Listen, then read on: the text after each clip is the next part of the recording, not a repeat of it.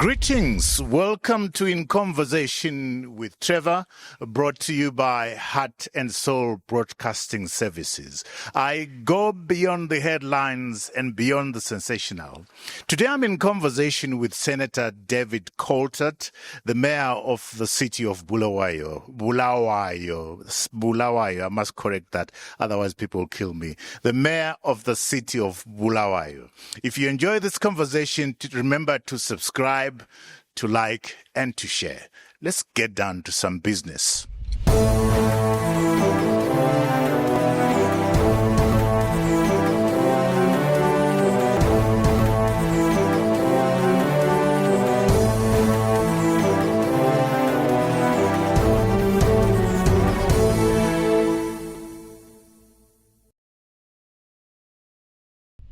David, welcome for the third or fourth time to In Conversation with Trevor. Trevor, it's always good to be with you. David, I must say that I sat through the morning and watched the city council management, councillors and everybody else doing their presentation, and members of the audience, investors and so forth. I was impressed by the teamwork. I was impressed by the professionalism.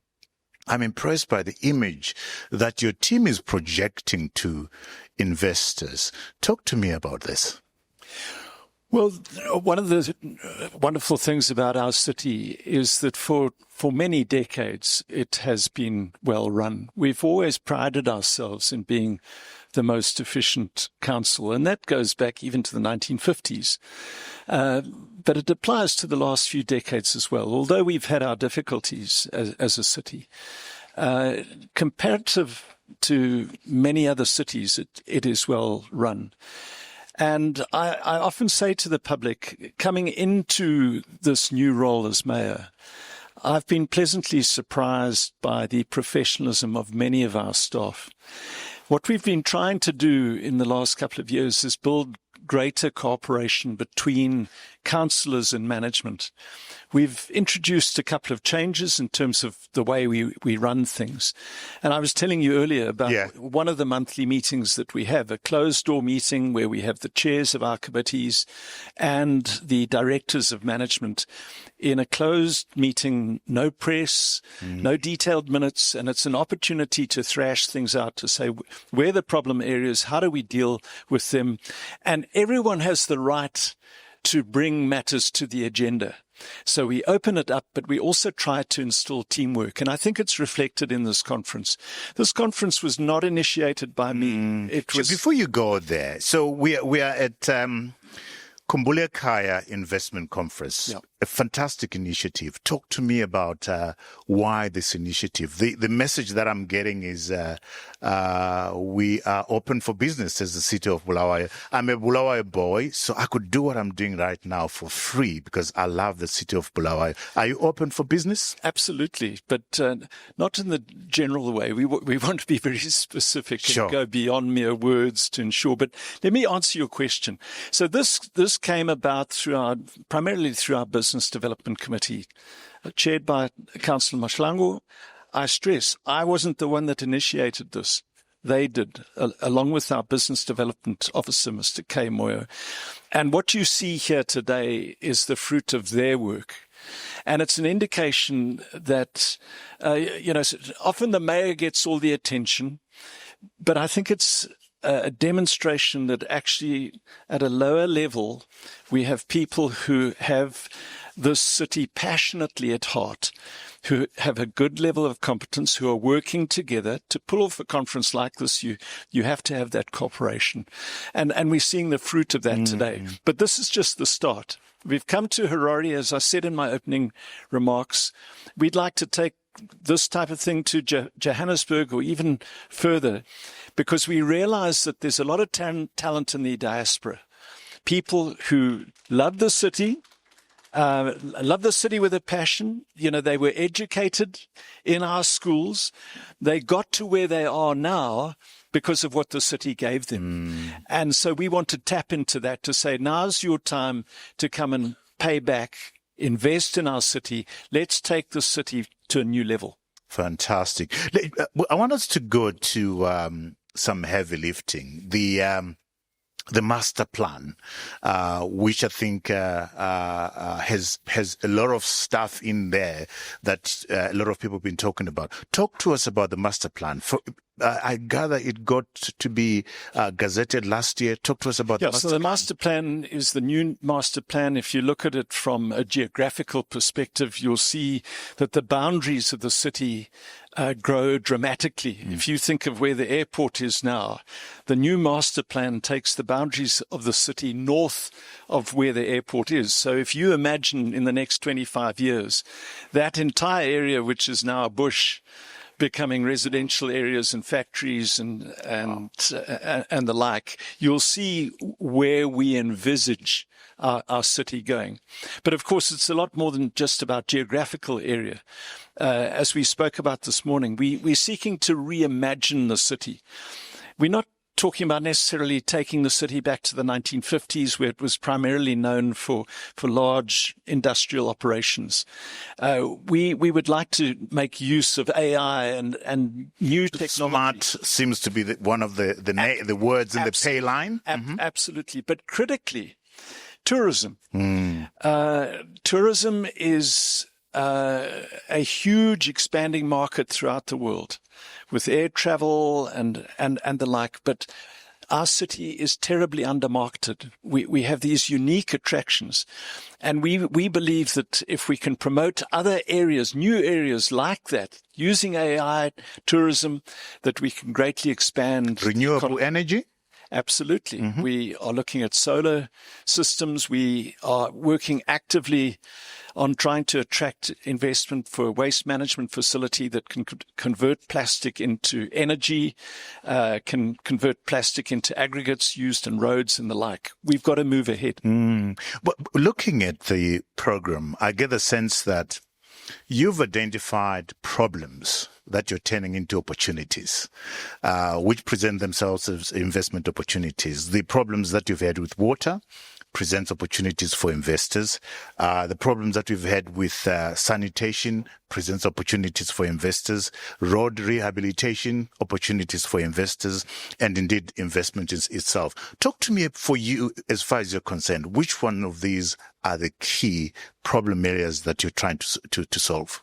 Well, water obviously is critical. Without water, you can't attract investors to a city. And unfortunately, Bulawayo is associated with water shortages. It's partly because of our region, but it's partly because we haven't invested in the physical infrastructures we need to. But we've made good progress in that regard. Secondly, investors want to come into a sane environment, a clean environment, a healthy environment. They're not going to come in and build factories or get businesses running if they feel that their workers or they themselves will get ill. So sanitation is critical. And tied into that, let me just dwell a bit on waste management and roads, the interconnect. You know, with new technology now and our pivotal position being the headquarters of the railways. I often use this example. Do you know that Sweden imports plastic waste from the rest of Europe? Bulawayo needs to be importing plastic waste from Zambia, from Botswana, from northern South Africa, from the rest of Zimbabwe, using the railway to have a waste management facility which will then convert that plastic into aggregate, which can be used in roads and plastic construction. So it's that kind of forward thinking that we need. That's sanitation. The third thing is the informal sector. We need to restore order in the city, and by developing markets around the periphery of the city, providing an attractive environment for those in the informal sector, but critically then allowing the formal sector to operate out of their existing businesses. I had talk of medical tourism. Talk to me about that. I mean, I see a lot of potential in that. Well, we've seen the development of some amazing hospitals recently. In the last few years, we've seen the development of Cure Children's Hospital, which is an American charity, which has established this cutting edge.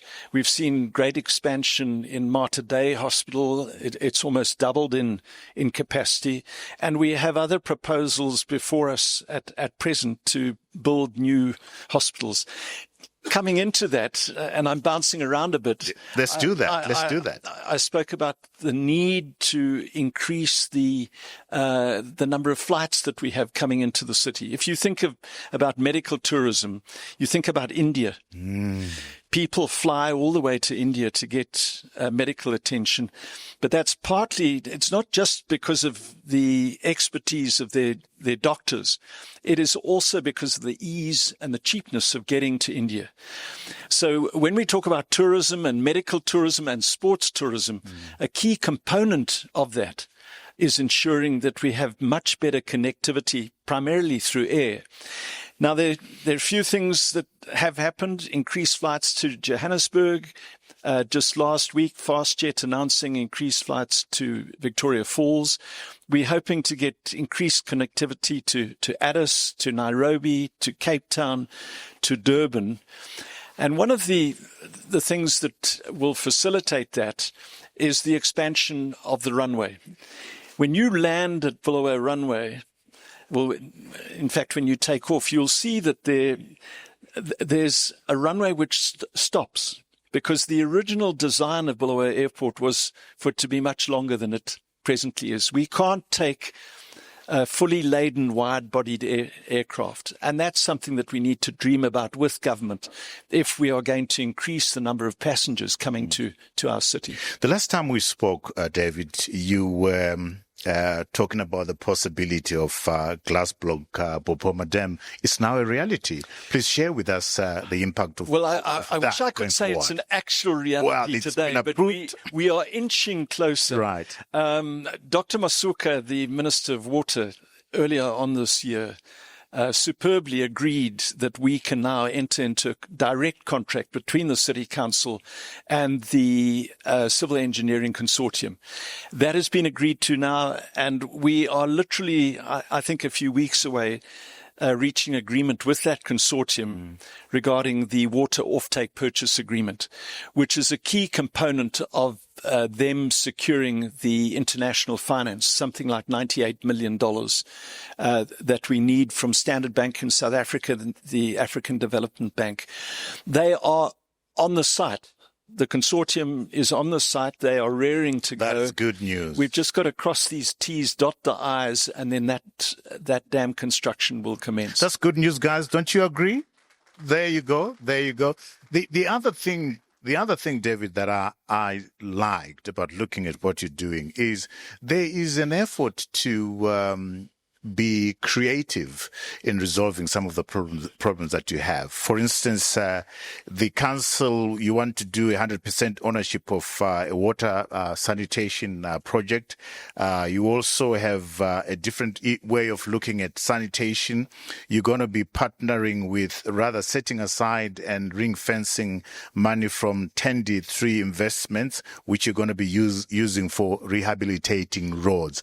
I like that kind of thinking. That thinking says we are different when we want to do things differently. Where is that coming from? So it comes from an understanding that although we've got talent in the City Council, we have budgetary constraints and we also have human resource constraints. We don't have the full gamut of talent.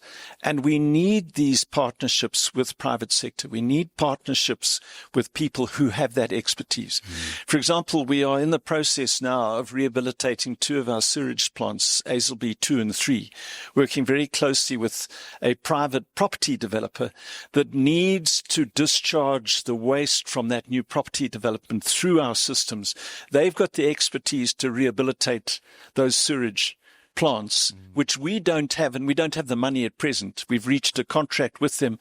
And what we say to this conference, to the investors here today, is that we genuinely are open for business. We would like to engage in a conversation with potential investors to work in a mutually beneficial way. I had Mr. Nkomo presenting this morning, and his presentation touched my heart. And that is essentially to say, we are the ones that we've been waiting for. the Bulawayo citizens, Bulawayo-born Zimbabweans, and those indeed all across the diaspora. This is an opportunity for us to jump in and make a difference. What's your message to Zimbabweans in the diaspora who might be hesitant? What's your message to Zimbabweans looking at this and saying, what's different to all the other investment conferences? So we can't change the macroeconomic environment very much. We have very little power to change the central government's economic policies and even the perception that people have about Zimbabwe. And we have to operate within that. But we're very positive about our city, about the teamwork demonstrated in our city, about the infrastructure of our city. It's a well-constructed city. We're also confident about the passion of our people. One thing that I've been blown away by as mayor has been the goodwill, not just of the citizens of that great city who live there now, but citizens right across the world. I've been approached by engineers in America who went to school in the city who've wanted to help, for example, with Glass Block Dam. There's something about it. About it, and you were raised there. You understand some of that. I'll tell you what that something is, David. So that something is, as I was sitting here listening to Love Moma Jaivana being played, it took me straight to Magogo Township, playing in the dusty streets of Magogo Township, supporting Highlanders Football Club. Highlanders wins. Bruce Grobler comes to a Shabin nearby, or whatever you want to call it. You can't take away that from me. It doesn't matter where I am.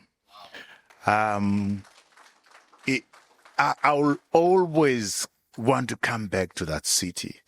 And so what you're doing is fantastic. It taps into that very rich seam of passion, of emotion. So I'm very excited about this. What is the icing on the cake?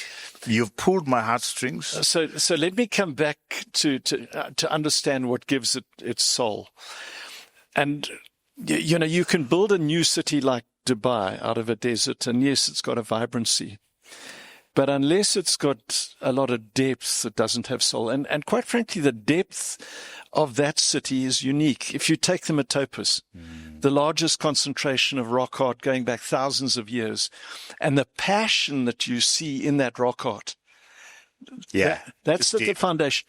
Then you go to Kami ruins, right on the boundary. There's no other city anywhere in southern Africa with that ancient civilization right there. And then you've got the more recent history, the proud history of King Mzilikazi, the proud history of King Lobengula. That is what gives it soul and vibrancy. And it's reflected in the culture, in the art, and that's what makes it so attractive. And I must interrupt there, because you then go and refurbish this mayor's car. I mean, wasn't that beautiful? I mean, that's amazing. Here is also another piece of work where Bulawayo boys come together all over the world and say, we can help you do this. Talk to me about that project. Well, that's just a token. Well, you know, life is about tokens. Life is about celebrating small things. Sure it is. I mean, Don't be shy now. It's a lovely story, because the guy who helped us was an Air Zimbabwe pilot who ended up as a captain on Emirates. And I contacted him and I said, listen, we need these spare parts. This is an ancient vehicle. We'll only find them in Britain because that's where the vehicle was made. And he drove around Britain and found the parts. And we then found a mechanic. Isn't that a beautiful story? It's a lovely story. And our engineers within the council. And what I say, when I say it's a token, I say this is a picture of what we can achieve. Getting that vehicle running again didn't create a single job for anyone. It didn't help our sewage plant. But I see it as part of the vision for the future. We do these little things, and we're doing other little things. We want to fix up our clock and our fountain and get our youth centers working again. Because it's all a part of saying to residents, actually this city can be a lot better than it has been. This city has a proud history, and we're going back to that history, and we're going to make it even better. I had somebody who actually, what he said, got me thinking that we used to say "Wontutuziatunga," and it says that in the age of renewable energy, smart thinking, and so forth, that's not the way we should be looking at. Is that what the city is doing? Are you running away from Wontutuziatunga? I'm not sure that I understand your question about new technology. It's a matter of establishing a blend. You have to blend the old with the new. So let's come to tourism, for example. We have this incredible product. Okay. Rocca in the Metopus, King Mzilikazi's grave, the Lobengula's parade ground. That's the past, but you can't just rely on the past. You've got to use new technology to promote that, to market it well. You need conferences like this to persuade airlines to come. And when you get that blend right, then you start cooking with gas. All right. You sidestepped the question, but you ended up answering it. Great.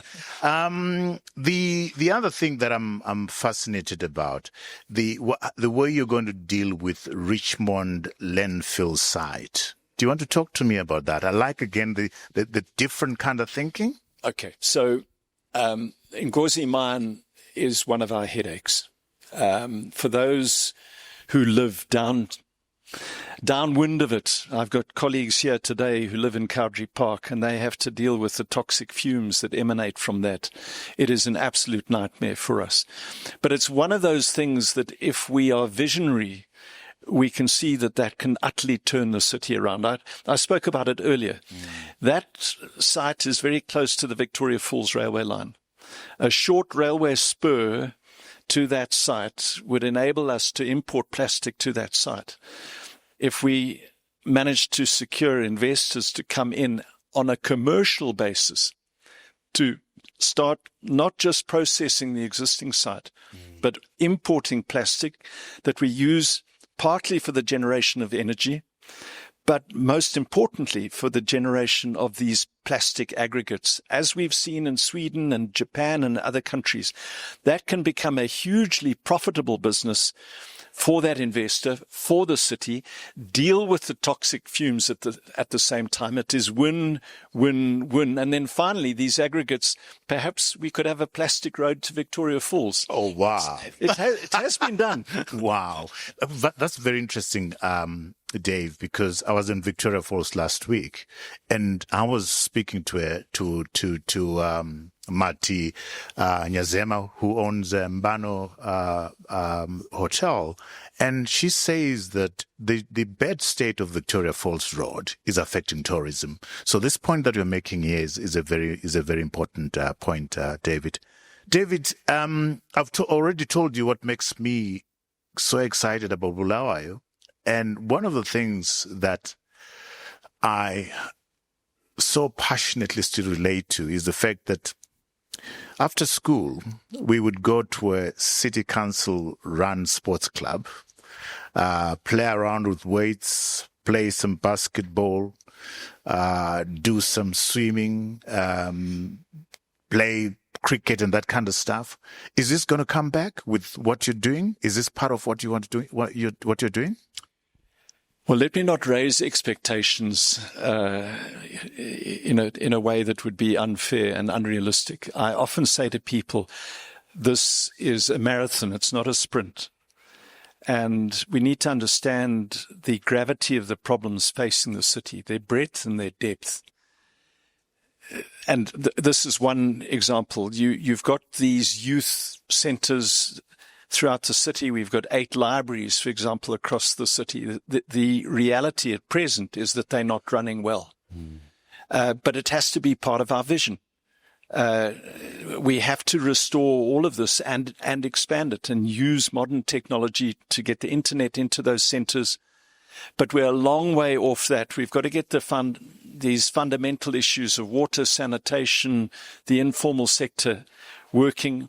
We have to get the city council working from a financial perspective effectively so that we have the resources to invest back into that. But the short answer to your question, it has to be done because if we don't take young people with us, we leave them in the current despair that they have. We have to give them hope for the future. And giving them hope for the future, sports plays a big part of it. You are a sports person yourself. You love sports. You love cricket. You love rugby. What does the city of Bulawayo have to offer those investors interested in those spaces? Coming back to now, you've got me on something. I was going to do that. So I'm going to talk about right. So we should be the hub of sports tourism. We have Barber Fields. We have Hartsfield, which is the only ground dedicated to rugby. I've been in contact with the Sables this past week to say, for goodness sake, we need our champion Sables playing at Hartsfield. We've got Queens. We've got this magnificent... That's the time to Ululet, guys. Whoop, whoop, whoop. We've got Queens. We've got the best hockey stadium in the country. Yeah. We've got White City as well, a wonderful athletics state. But you haven't mentioned my favorite sport, which is mountain biking. Oh, yeah. And let me tell you, we have mountain biking heaven in the Matopus. Mountain biking is the new golf in the world. If you look in South Africa, for example, the Wine to Wales race in the Western Cape attracts 7,000 participants. If we can market the Matopus and Bulawayo, there is a whole new tourist market out there just in mountain biking. And on top of that, we've got golf. There are very few cities in the world which have such a wonderful spread of sports facilities. But the other thing is that they don't have our unique climate. So we've got this combination of sports facilities and a place where you can play sport 365 days in a year. What are you selling to an investor who wasn't born in Bulawayo? What are you selling to an investor who loves the continent, wants to do good things? They're in New York, they're in London, they're in Johannesburg, they've got cash. I had Ukolisani Moyo talking about patient capital. What are you selling to those? I describe our city as the world's best kept secret. The reason I say that is it goes beyond just its physical infrastructure. I've spoken about the goodwill. We have some of the best race relations in the world. We have some of the lowest crime rates in the world. We have fabulous schools. We have improving health facilities. We have all these sports facilities. We are in this pivotal position where we're close to Botswana and the Kalahari and Wangi and Victoria Falls and Gonarezo and South Africa. It is a place where you can come not just to invest, but you can come to live. And so my message to people sitting in New York, in that concrete jungle, in that London, and getting rained upon every day and having to catch a tube, don't just come and invest in our city. Come home and live and enjoy all that we have, which is our best kept secret. Oh, that's beautiful right there. As we close, property is going to be a big thing in Zimbabwe. In Bulawayo, my apologies. It's going to be a big thing in Bulawayo. I had the talk about incubation for small businesses. Talk to me about that, particularly the investment into property and incubating small businesses. Well, let me turn that question on its head. One of the problems that we have for our citizens is that our property at present is undervalued. It's a huge opportunity for people coming in. If you compare the price of houses in Harare or business premises in Harare compared to Bulawayo, Bulawayo is literally half price. And that's a wonderful opportunity for investors. But it is a problem for the residents of Bulawayo because they're not getting true value. But it has to be win-win. What we say to people is come and invest, come and buy. We can't stop that. And my hope is that it comes back to basic economics, supply and demand. If people understand the value of our city and the potential, then there'll be greater demand for property. Property prices will go up. Local residents will benefit from that. But we need to look beyond that. I come back to your master plan. We've got a great town planning department. They have planned this city exceptionally well. We've got this huge potential area for growth in the city, this wonderful city. When we get our dams full, when we get cleanliness back, it's going to be a great place to come and buy vacant land and build your house, build your home, build your future, build your factory, create employment. My heart is skipping as you're talking. David, as we close again, I've been totally impressed by this. I want to give recognition to your entire team and to yourself. And I'm going to invite the audience, please, to just a round of applause to this amazing team that is being ably led by the mayor, of course, and the town clerk and the acting town clerk, who is from the way she was answering questions, she's a fierce lawyer, wouldn't want to be. She is. And to Kolisa Moya, I did say, so well done for what you're doing. What's your final message? I'm going to give you 1 minute. Your final pitch, your 2 minutes pitch to both the Bulawayans and those in the diaspora, those in New York and those in London. What are you saying to them? So my final pitch, and you see it from here, we're a team. We're a team working together. We are also proactive. We've come to Harare. We didn't just sit in Bulawayo. We came to Harare. We want to go further afield. We want to work with people. We realize the need for this synergy. It's not just us trying to do this on our own. We need others to come in. We will do everything in our power to ensure that the rule of law is respected, that we cooperate, that we make things as efficient as possible, and that we build a future together. Awesome. But I must ask you this before you leave, because if I don't, some people are going to kill me out there.